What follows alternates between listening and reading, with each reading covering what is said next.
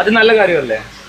കുറച്ചുകൂടെ കഴിയുമ്പോൾ ഡോമിനേറ്റ് ആയി വരുന്നല്ലേ. ഒരു സീസൺ തുടങ്ങുമ്പോഴേ, ഇപ്പൊ സീസൺ തുടങ്ങിയപ്പോഴേ എല്ലാവർക്കും അറിയായിരുന്നു ആകെ അവിടെ ചിലപ്പം ഒരു മെയിൻ പ്ലോട്ട് ഉണ്ടാക്കുന്ന ഒരു കണ്ടസ്റ്റന്റേ ഉള്ളൂ എന്ന്. അപ്പൊ പിന്നെ ഒബ്വിയസ് അല്ലേ, പിന്നെ ആ സീസൺ കാണാൻ എന്താ ഇൻട്രസ്റ്റിംഗ്? ഒന്നുമില്ലല്ലോ. മെജോറിറ്റിയുടെ അഭിപ്രായം ഈ സീസണിലെ കണ്ടന്റ് നിലവാരം വളരെ ക്വാളിറ്റി വളരെ കുറവാണ്. ഒബ്വിയസ്ലി കുറവാണ്.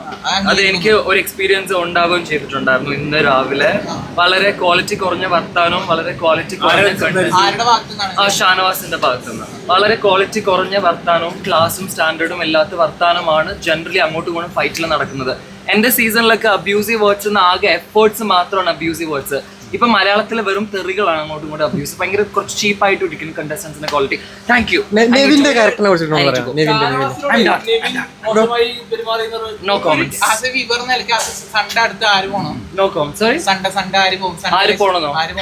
ഞാൻ അങ്ങനെ പ്രത്യേകിച്ച് ആരും പോകണമെന്ന് ആഗ്രഹിക്കുന്നില്ല. Least active Sabumon and Lakshmi is also least active. So ഞാൻ കാരണമല്ലേ? സോ ഞാൻ പോയാല് പിന്നെ വീണ്ടും പ്രത്യേകിച്ച് പ്ലോട്ട് ഒന്നും ഉണ്ടാവത്തില്ല.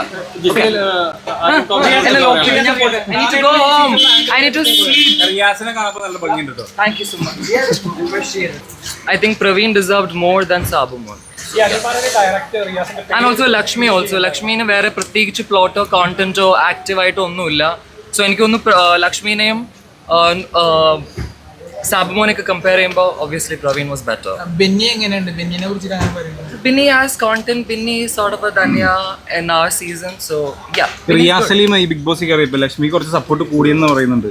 കൂടിക്കോട്ടെ, അതാ ഞാൻ പറഞ്ഞത്. വേറെ ഒരു കോണ്ടന്റും ഇല്ലാതെ വേറെ പ്രത്യേകിച്ച് ആക്റ്റീവ് ആയിട്ടൊന്നും ഇല്ലാത്ത ആൾക്കാർ ഞാൻ കാരണം കുറച്ച് സപ്പോർട്ട് കിട്ടിയെങ്കിൽ let them have it. Bigg Boss ആരുടെയും ഫേവറിസം കാണിക്കുന്നുണ്ട്? അങ്ങനെ ബിഗ് ബോസിന് ഒരു സീസണിലും പ്രത്യേകിച്ച് അങ്ങനെ ഫേവറിറ്റിസം ആരുടെയും കാണിക്കാറില്ല എന്നാണ് എന്റെ ഒരു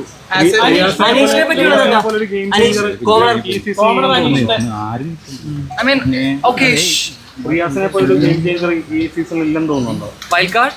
Absolutely no. റിയാസ് സലീമാണ് വൈൽഡ് കാർഡിൽ ഏറ്റവും നല്ല ഒരു കണ്ടസ്റ്റന്റ് ആയിട്ട് ഇപ്പോഴും അല്ല സ്വന്തം പറയുന്നുണ്ട്.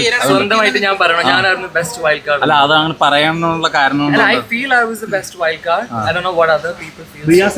ഈ ലക്ഷ്മി ഇതിനെ പറ്റി സംസാരിച്ചപ്പോൾ LGBT പറ്റി സംസാരിച്ചപ്പോൾ റിയാസ് സലീമിന്റെ ഒരു സ്റ്റോറി കാണാനുണ്ടായി. ലക്ഷ്മിയുടെ വീട്ടില് സണ്ണിനെ പറ്റി സംസാരിക്കുന്ന രീതിയിൽ അഭിഷേക് ഒരു സ്റ്റാറ്റസ് ആവശ്യമില്ലാത്ത ആൾക്കാരുടെ നെയിം ഞാൻ ആൻസർ ചെയ്യത്തില്ല. അത് ഗെയിം ചേഞ്ചിന്റെ ഭാഗമായിട്ടാണ് ചെയ്തതെന്ന് ഷിയാസ് കരീം പറഞ്ഞിട്ടായിരുന്നു. പക്ഷെ അങ്ങനെ ശരിക്കും ചെയ്യാൻ പാടില്ല.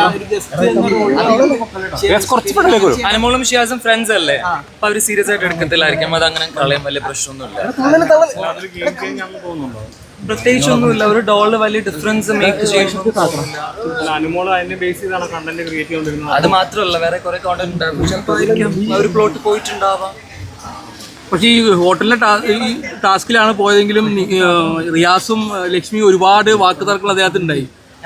എന്തുകൊണ്ടാണ്? ലക്ഷ്മി മാത്രമല്ല, ഞാൻ പല ആൾക്കാരുമായിട്ടും വാക്ക് തർക്കങ്ങൾ ഉണ്ടായിട്ടുണ്ട്. അത് നാളത്തെ എപ്പിസോഡിൽ കാണും. ഞാൻ പെർട്ടിക്കുലർലി ഒരാൾക്ക് വേണ്ടിയിട്ടല്ല പോയത്. ഡിഫറൻസ് ഉള്ള ആൾക്കാരുടെ അടുത്ത് സംസാരിച്ചു, ടാസ്ക് ബേസ് ചെയ്ത് സംസാരിച്ചു, ടാസ്ക് ചെയ്യാൻ പോയി. Just enjoyed and came back. That's it. Thank you guys. അത് ലാലേട്ടനല്ല, ജനറലി കണ്ടസ്റ്റൻസിന്റെ ക്വാളിറ്റി കുറച്ച് കുറവാണ്. കുറച്ച് ചീപ്പായിട്ടുള്ള ആൾക്കാരും ചീപ്പായിട്ടുള്ള കോൺവെർസേഷൻസും ചീപ്പായിട്ടുള്ള കോണ്ടന്റും കൂടുതലാണ് സീസൺസിൽ. അതുകൊണ്ടാണ്. Thank you. നിങ്ങളൊന്നുമില്ല, തെറപ്പിക്ക് പോയാലും ശരിയാവും. എന്തെങ്കിലും ട്രോമ ഉള്ളിൽ കിടക്കുന്നതായിരിക്കാം. അവർ 2018 കാലത്ത് ഈ ഫേസ്ബുക്കിൽ പോസ്റ്റ് ഇട്ടിരുന്നു ഇതിനെ പറ്റിയിട്ട്. അപ്പൊ ഇപ്പൊ ഇങ്ങനെ സംസാരിക്കാൻ കാരണം എന്തായിരിക്കും? I don't know.